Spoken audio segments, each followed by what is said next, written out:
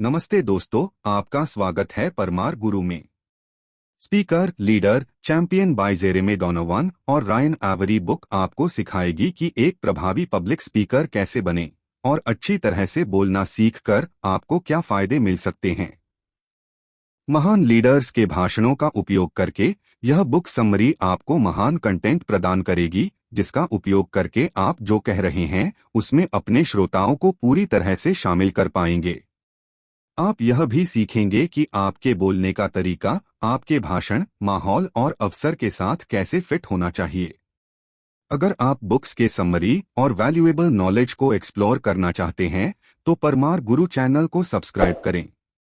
यहाँ आपको हर रोज नए और इंसाइटफुल बुक समरीज मिलेंगे जो आपकी लाइफ को इंस्पायर और एनरिच करेंगे।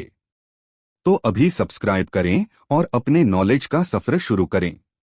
Step 1. Public speaking is a vital skill for any professional. Public speaking किसी भी पेशेवर के लिए एक महत्वपूर्ण कौशल है। क्या आपको कभी भीड़ के सामने भाषण देना पड़ा है? या क्या आपको कभी मोहक प्रेजेंटेशन से दूसरों को कॉन्विंस करना पड़ा है? कई नौकरियों में आपको अपने साथी कर्मचारियों के सामने बोलने की आवश्यकता होती है और इन स्किल्स को सुधारना और निखारना आपके करियर में आगे बढ़ने के लिए महत्वपूर्ण है। आपके कामकाजी जीवन की शुरुआत से ही आपके पहली नौकरी के इंटरव्यू में पब्लिक स्पीकिंग महत्वपूर्ण रहा है। शोध से पता चला है कि इंटरव्यूज के दौरान एम्प्लॉयर्स जिस सबसे महत्वपूर्ण कौशल की तलाश करते हैं वह है भीड़ के सामने स्पष्ट भाषण और प्रेजेंटेशन देने की क्षमता है। आपको काम पर रखे जाने के बाद काम पर सबसे अलग दिखने के लिए पब्लिक स्पीकिंग महत्वपूर्ण रहता है। यह जॉब आउटलुक 2013 के परिणामों से स्पष्ट है, जिसने 240 से ज्यादा एम्प्लॉयर्स का एक सर्वे किया। कंपनी के अंदर और बाहर वर्बली, मौखिक रूप से संवाद करने की क्षमता को अब तक के सबसे मूल्यवान कौशल के रूप में स्थान दिया गया है। पब्लिक स्पीकिंग में अच्छा होना आपको अपने करियर में आगे बढ़ने में मदद करेगा। यदि आपके एम्प्लॉयर्स किसी को बढ़ावा देना चाहते हैं तो वे किसी ऐसे व्यक्ति को चुनना चाहेंगे जो औरों से अलग हो, और पब्लिक स्पीकिंग एक ऐसा कौशल है जिस पर उनका ध्यान जाएगा। यह आपको किसी भी सहकर्मी से बढ़त दिलाएगा। इस बुक के लेखक इसके जीते जागते एग्जाम्पल हैं, हालांकि काफी अलग अलग तरीकों से। जेरेमी डोनोवन कॉरपोरेट क्षेत्र में बहुत अच्छे हैं और रायन एवरी ने टोस्ट मास्टर्स में ट्रेनिंग ली है। टोस्ट मास्टर्स उन लोगों के लिए एक क्लब है जो अपनी बोलने की क्षमता में सुधार करना चाहते हैं। टोस्ट मास्टर्स के साथ अपनी ट्रेनिंग के माध्यम से एवरी हमारे समय के सबसे सफल प्रोफेशनल पब्लिक स्पीकर्स में से एक बन गए। श्रोताओं के सामने आत्मविश्वास से, स्पष्ट रूप से और आश्वस्त रूप से बोलना सीखना एक अत्यधिक उपयोगी कौशल है जो आपके करियर के सभी बिंदुओं पर महत्वपूर्ण होगा, और यह आपको एक उच्च सम्मानित पेशेवर बना सकता है। Step 2. Your confidence and skills will improve as you practise public speaking and get feedback. जैसे जैसे आप पब्लिक स्पीकिंग का अभ्यास करेंगे और फीडबैक प्राप्त करेंगे, आपका आत्मविश्वास और कौशल बेहतर होता जाएगा। हम सभी को कभी न कभी श्रोताओं के सामने बोलना पड़ता है, चाहे वह स्कूल की प्रेजेंटेशन हो या बिजनेस मीटिंग। इन स्थितियों में घबराहट होना सामान्य है और हम सभी अपने पब्लिक स्पीकिंग स्किल्स को सुधारने के लिए काम कर सकते हैं। जैसे ही आप पब्लिक स्पीकिंग का अभ्यास करते हैं, आप भाषण देने की अपनी क्षमताओं में सुधार करेंगे। एक मजबूत भाषण केवल एक अच्छे विषय और सटीक तथ्यों के बारे में नहीं होता है, बल्कि यह जानना भी जरूरी कि आंखों का संपर्क कैसे बनाएं, एक आधिकारिक लेकिन अप्रोचेबल मुद्रा कैसे रखें, अपनी आवाज को अच्छी तरह से पेश कैसे करें, हास्य का उचित उपयोग कैसे करें और भाषण को सही ढंग से कैसे तैयार किया जाए, जिससे श्रोताओं के लिए इसका अनुसरण करना आसान और अधिक दिलचस्प हो जाएगा। पब्लिक स्पीकिंग स्किल्स का सम्मान करने से आपका आत्मविश्वास भी बढ़ेगा। अपना आत्मविश्वास बढ़ाने का एक तरीका यह सुनिश्चित करना है कि आप फीडबैक को हमेशा गंभीरता से लें और इसका उपयोग अपने कमजोर क्षेत्रों को सुधारने के लिए करें। समय के साथ आप पब्लिक स्पीकिंग में अधिक सहज महसूस करेंगे, क्योंकि आप बेहतर समझ पाएंगे कि दूसरे आपको कैसे देखते हैं। फॉर एग्जाम्पल, रायन एवरी काफी हद तक सफल हो गए क्योंकि वे यह जानने के लिए फीडबैक का उपयोग करने में सक्षम थे कि किन क्षेत्रों में सुधार करना है। अपने पहले भाषण में वह अक्सर हकलाते थे और उम्मा जैसे अनावश्यक शब्दों का उपयोग करते रहे, जिससे दर्शक विचलित हो जाते थे। इसके बाद उन्होंने अपने बोलने के कौशल को सुधारने के लिए दूसरे टोस्ट मास्टर्स से प्राप्त मूल्यांकनों इवैल्यूएशंस का उपयोग किया। कुछ ही वर्षों बाद वह मूर्ख एवरी, जो मुश्किल से अजनबियों से बेफिक्र होकर बात कर पाते थे, पब्लिक स्पीकिंग में विश्व चैंपियन बन गए थे। पब्लिक स्पीकिंग अब उनके और उनके प्रोफेशन का एक बड़ा जुनून है।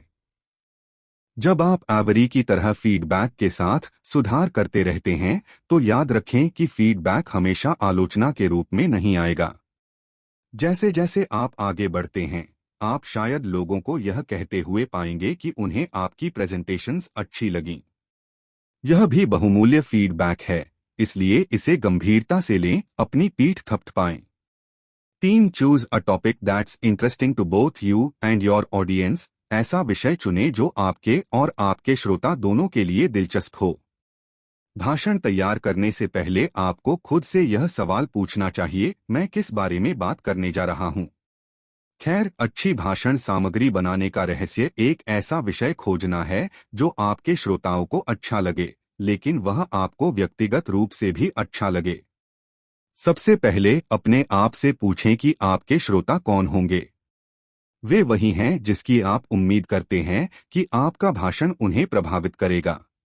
फॉर एग्जाम्पल, जब आप क्रिसमस पर अपने परिवार को भाषण देते हैं तो आप शायद प्यार या किसी करीबी परिवार के मूल्य के बारे में बात करेंगे, न कि आपकी कंपनी की नई बिजनेस रणनीति के बारे में। इस तरह आपके श्रोताओं को सराहना और प्रेरित महसूस करने की अधिक संभावना है। दूसरा, एक एक्सपर्ट स्पीकर के बजाय एक एक्सपर्ट बने जो बोलता है। इसका मतलब केवल अपने विषय के बारे में ज्ञानी होना ही नहीं है, बल्कि उसमें सच्ची दिलचस्पी लेना भी है। यदि आप माइक्रोबायोलॉजी के बारे में बात करते हैं, लेकिन वास्तव में आप साइंस से नफरत करते हैं, तो आप में एक अच्छा भाषण देने के लिए आवश्यक प्रेरणा और जुनून की कमी होगी। भले ही आपकी संरचना ठोस हो, आपके शब्द अच्छी तरह से चुने गए हों और आपके तथ्य सही हों, जुनून के बिना एक भाषण वास्तव में कभी भी दूसरों को प्रेरित नहीं करेगा। फॉर एग्जाम्पल, एक स्वतंत्र और लोकतांत्रिक दक्षिण अफ्रीका के अपने सपने के बारे में नेल्सन मंडेला के भाषण दिल को छू लेने वाले थे, क्योंकि उन्होंने उस सपने के लिए पूरी लगन से लड़ने के लिए अपना जीवन समर्पित कर दिया था। वह नए आईपैड के बारे में अच्छी तरह से बोलने में सक्षम नहीं होते, जिस तरह स्टीव जॉब्स को नस्लीय अलगाव के बारे में बोलने में अजीब लगता। दोनों उत्कृष्ट वक्ता थे क्योंकि वे उन विषयों पर भाषण देते थे जिनमें उनका वास्तविक जुनून था। विषय प्रत्येक भाषण की रीढ़ होता है, और यदि आप कोई एक विषय चुनते हैं जो आपके लिए महत्वपूर्ण है, तो आपके भाषण के महान होने की बहुत अधिक संभावना है। 4. Keep your audience engaged by making sure your speech is focused. यह सुनिश्चित करके अपने श्रोताओं को बांधे रखें कि आपका भाषण फोकस्ड है। कभी कभी एक भाषण में आम तौर पर अच्छा कंटेंट हो सकता है, लेकिन फिर भी वह डगमगाने लगता है और श्रोताओं का ध्यान नहीं खींच पाता। क्यों? क्योंकि वक्ता वास्तव में क्या कहना चाहते हैं, इसके मूल पर ध्यान केंद्रित करने के बजाय अक्सर बहुत अधिक अनावश्यक जानकारी भाषण में डालते हैं। फोकस एक महान भाषण की कुंजी है। फॉर एग्जाम्पल, 7 मिनट के भाषण में एक से अधिक मुख्य संदेश नहीं होने चाहिए। यदि ऐसा होता है तो आपके पास अपनी बातों को पूरी तरह से समझने और श्रोताओं को अपनी बात समझाने का समय नहीं मिलेगा। ध्यान केंद्रित रखने के लिए सुनिश्चित करें कि भाषण में आप अनावश्यक जानकारी नहीं डालें, जैसे अप्रासंगिक टिप्पणियां या साइड स्टोरीज। इससे श्रोताओं का ध्यान डगमगाएगा। आपके भाषण का अंतिम लक्ष्य आपके श्रोताओं को प्रभावित करना है, इसलिए उन्हें उस संदेश से विचलित करना जो आप अनावश्यक जानकारी के साथ भेजना चाहते हैं प्रतिकूल है। इसके बजाय एक संदेश पर ध्यान केंद्रित करके अपने भाषण को सुव्यवस्थित करने का प्रयास करें। यहाँ कई सफल वक्ताओं के अनुभव के आधार पर एक सामान्य नियम दिया गया है। आपको अपना मुख्य संदेश 10 या उससे कम शब्दों में व्यक्त करने में सक्षम होना चाहिए। इसलिए सुनिश्चित करें कि वास्तव में क्या आवश्यक है पर ध्यान केंद्रित करें। For example, public speaking champion Craig Valentine ने एक बार मुख्य संदेश आपके सपने बिकाऊ नहीं हैं के साथ एक भाषण दिया। यह शक्तिशाली और संक्षिप्त संदेश इतनी अच्छी तरह से डिलीवर किया कि वर्षों बाद भी उनके श्रोताओं में मौजूद लोगों ने उनसे कांटेक्ट किया और उन्हें बताया कि उनके भाषण ने उन्हें कितना प्रभावित किया था। कुछ ने नौकरी के प्रस्तावों को अस्वीकार कर दिया था क्योंकि उन्हें एहसास हुआ था कि उच्च भुगतान वाली नौकरी उनके सपनों का त्याग करने के लायक नहीं थी। इसलिए अपने श्रोताओं को एंगेज करने का सबसे अच्छा तरीका है कि आप एक मजबूत और आकर्षक संदेश पर ध्यान केंद्रित करें। वही बनो जिसे वर्षों बाद भी याद किया जाए, क्योंकि आपके भाषण ने जीवन के बारे में उनके सोचने के तरीके को बदल दिया। 5. Build a connection with your audience using both verbal and non verbal techniques. Verbal and non verbal तकनीकों का उपयोग करके अपने श्रोताओं के साथ कनेक्शन बनाएं। क्या आपने कभी ऐसे भाषण को सुना है जो वास्तव में आपके साथ जुड़ गया हो? क्या आपने वक्ता के साथ एक शक्तिशाली कनेक्शन महसूस किया? वक्ता और श्रोताओं के बीच मजबूत कनेक्शन वह है जिसे आप अपने भाषणों में प्राप्त करने का प्रयास करना चाहेंगे। आप verbal and non verbal skills का उपयोग करके इस कनेक्शन को बना और बनाए रख सकते हैं। कनेक्शन बनाने के रास्ते में सबसे पहली बात जिस पर आपको विचार करना होगा वह यह है कि आप श्रोताओं के सामने कैसे आना चाहते हैं। क्या आप एक जानकार शिक्षक बनना चाहते हैं? क्या आप श्रोताओं को भावनात्मक रूप से आगे बढ़ाना चाहते हैं?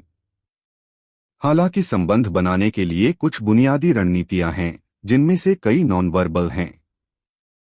जैसे अच्छा आई कांटेक्ट बनाए रखना सुनिश्चित करें और अच्छी मुद्रा रखें। यदि आप कर सकते हैं तो अपने लाभ के लिए कमरे का ही उपयोग करें। 1995 के public speaking world champion mark brown ने एक भाषण दिया जिसमें वास्तव में उनके द्वारा किए गए बड़े सभागार को शामिल किया गया। उन्होंने बहुत नाटकीय बॉडी लैंग्वेज का इस्तेमाल किया ताकि वे दूर के लोगों द्वारा देखे जा सकें और विषय वस्तु के आधार पर अपनी आवाज की मात्रा को अलग अलग करके बड़े कमरे में एक्ूस्टिक्स का लाभ उठाया। बेशक ऐसी वर्बल तकनीकें भी हैं जिनका उपयोग आप अपने श्रोताओं से बेहतर तरीके से जुड़ने के लिए कर सकते हैं। आप जो कह रहे हैं उसके अनुरूप अपना स्वर और गति बदलें। आमतौर पर जब आप सस्पेंस बनाना चाहते हैं तो आपको अपनी आवाज कम करनी चाहिए और क्लाइमैक्स या की मैसेज को बोलते समय आवाज को ऊंचा करें। अपने शब्द का चयन और अपने वॉल्यूम लेवल और आवाज का उतार चढ़ाव के साथ भी खेलना सुनिश्चित करें। कभी कभी एक मुहावरा बोलना या समय समय पर कुछ शब्दों को दोहराना मुख्य बिंदु को आपके श्रोताओं के लिए स्पष्ट कर सकता है और आपके भाषण का अनुसरण करना आसान बना सकता है। इसके अलावा अपने भाषण को याद करें, क्योंकि आप श्रोताओं को एंगेज करने में ज्यादा ध्यान केंद्रित कर सकते हैं यदि आपको यह याद रखने में परेशानी नहीं हो रही है कि क्या कहना है। इसलिए एक भाषण में निश्चित रूप से अच्छी सामग्री कंटेंट की आवश्यकता होती है। जिस तरह से आप इसे व्यक्त करते हैं वह उतना ही महत्वपूर्ण हो सकता है। 6. Work with a speaking coach. They can make a huge difference to your progress and development as a speaker. Speaking coach के साथ काम करें। वे एक वक्ता के रूप में आपकी प्रगति और विकास में बहुत बड़ा बदलाव ला सकते हैं। पब्लिक स्पीकिंग स्किल्स की ट्रेनिंग करना किसी खेल के ट्रेनिंग की तरह है। आपको लगातार प्रैक्टिस करने और एक कोच के साथ काम करने की जरूरत है जो आपका मार्गदर्शन कर सके।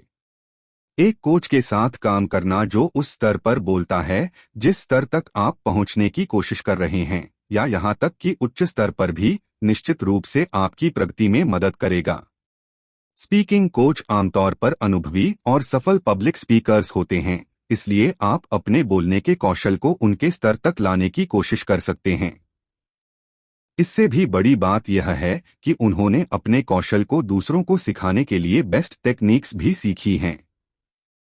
कई सफल वक्ता जैसे रायन एवरी अक्सर अपनी सफलता का श्रेय अपने कोच से प्राप्त ट्रेनिंग को देते हैं। कोच सुधार करने के लिए प्रेरणा का एक बड़ा स्रोत हो सकते हैं। बोलने की तकनीक सिखाने के अलावा एक कोच को पता होता है कि आपको बहुत प्रभावी फीडबैक कैसे देना है। यदि आप सुधार करना चाहते हैं तो मूल्यांकन किया जाना आवश्यक है और एक कोच आपको बहुत उपयोगी फीडबैक देगा। उन्हें पता होता है कि आपको किस कौशल पर काम करना चाहिए और यहाँ तक कि सबसे चुनौतीपूर्ण क्षेत्रों में सुधार करने में आपकी मदद कर सकते हैं, जैसे कि अपने श्रोताओं को एंगेज करने में विफल होना। टोस्ट मास्टर्स पद्धति मूल्यांकन के साथ काम करने पर जोर देने के कारण काफी हद तक सफल रही है। टोस्ट मास्टर्स में सभी सदस्य एक दूसरे के लिए मूल्यांकन प्रदान करते हैं ताकि वे इस पर विचार कर सकें कि उन्हें क्या सुधार करने की आवश्यकता है, लेकिन यह भी कि क्या अच्छा चल रहा है।